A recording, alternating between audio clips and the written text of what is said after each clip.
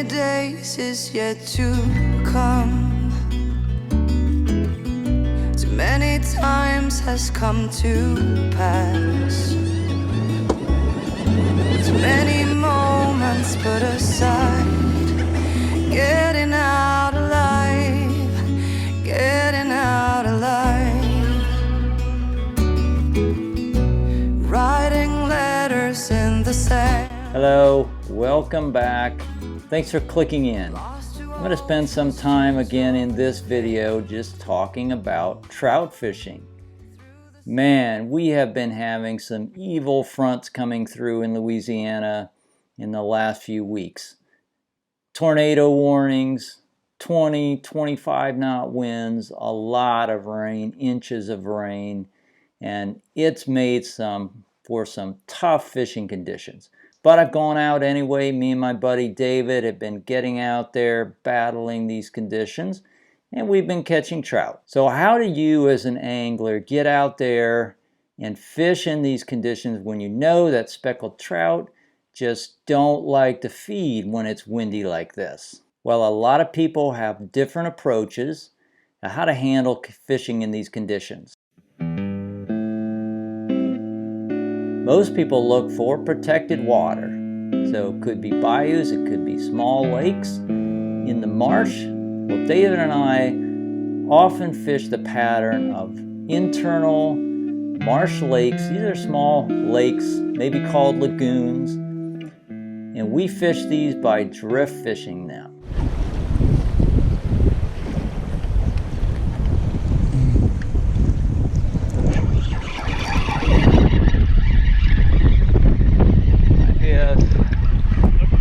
Yeah, it should be decent.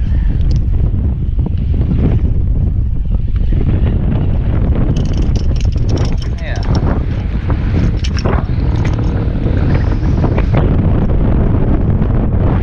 Even though these lakes are small and they're in protected parts of the marsh, when it's 20 knot winds, it doesn't mean that they're flat. In fact, they can be very rough because they're so shallow. They're only 2 to 3 foot in depth.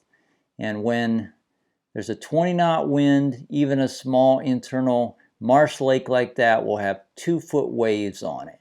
So it's not the most comfortable place to fish. It's not really protected water fishing.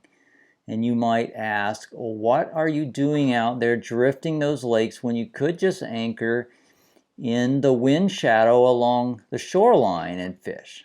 Well, the obvious answer there is that drift fishing these small internal lagoons and lakes in a high wind condition is a very productive way to find and catch speckled trout. So our pattern is to drift broadside down these lakes. It could be cross or it could be just downwind, whatever direction that is in the lake.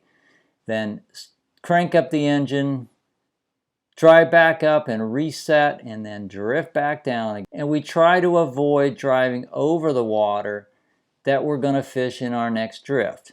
The majority of the fish will be found in the lakes where the waves begin to ramp up in size. This is a turbulent zone, but there aren't too many suspended solids that the water clarity is bad, and it's not too turbulent that the trout expend a lot of energy staying upright.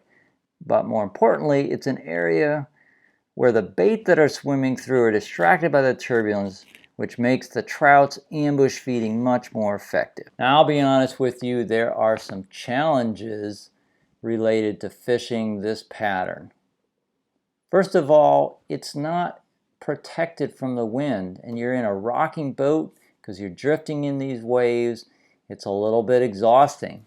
You also can only really fish downwind, because if you cast in any other direction, you get a huge amount of wind belly in your line. It's hard to get a hook set. And you also spend a lot of time getting set up for the drifts, because these are little lakes. So you drift your path pretty quickly. Then you got to crank back up. You got to pull in your drift sock. You got to crank your motor up. You got to go up, back up, reset. Make sure you don't drive over the water that you want to fish next, then you start it all again. And the fish are in that zone where the turbulence starts, and that zone can be a relatively narrow band of water. So when you're drifting through at about 1.5 miles per hour, you're going to go through that zone pretty quickly, which means you're only going to get a couple of casts in the most productive zone. Now you can catch fish before and after that zone, but that's going to be your prime fishing zone. So an obvious question is, why don't you just anchor upwind of the zone and then cast down into it? Well, there's a very good reason that we don't find that at all productive. It's because the bait presentation is very different than the presentation you get when you're drifting that lake. Now, I've tried a lot of different baits and techniques for fishing, for drift fishing these small internal lakes, and inevitably the most productive way to drift fish these lakes is with a popping cork. And the louder the cork, the better. The most productive way to fish a popping cork is you give it a couple of pops and then you let it settle. And when you let it settle, the swim bait falls freely down and it dangles below the bait. And trout love this position. They love to grab the bait when it's falling or when it's dangling. And that's the presentation you get when you're drifting this lake, because you're moving with the water and your cork is moving at the same speed that you are. And so you get lots of good settle time and lots of fall time. But it's totally different when you're anchored. When you're anchored, the reel is a fixed point on the line. And so the force of the wind against the cork and against the swim bait will actually push it up near the surface. So when you jerk the cork, and even though you give it a pause, it won't settle. The bait won't settle, won't fall freely down like it will when you're floating, when you're drifting, and when the cork is drifting. And it's just not a presentation that the trout like to see.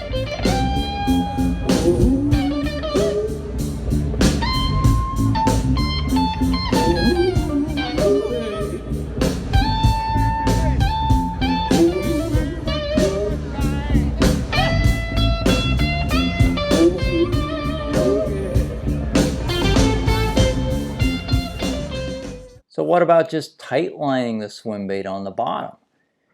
Well, I have often fished that way and sometimes it's effective, but I find that if you're in a situation where it's 20 knot winds and you're in that zone where the turbulence is just getting started, it's loud in the water. The waves are breaking, it's very turbulent. So what's the loudest bait in my tackle box? The popping cork. Especially something loud like a 4 horseman popping cork or similar. This just seems to bring the trout in and is much more effective than fishing a jerkbait or fishing a tight line jig. And of course, topwater is almost out of the question. It's just too rough. Well, I hope that video has given you something to think about. And if you figured out a better way to fish that prime zone in this pattern, let me know about it. Don't let these spring storms keep you off the water. You can go out there and catch trout even in 20 knot winds. But you need a plan. Find the right water and make sure that your plan involves getting you safely back to the launch, because you're probably going to have to do that in the afternoon when the winds and the waves are going to be the strongest. Good luck out there and make it back safe.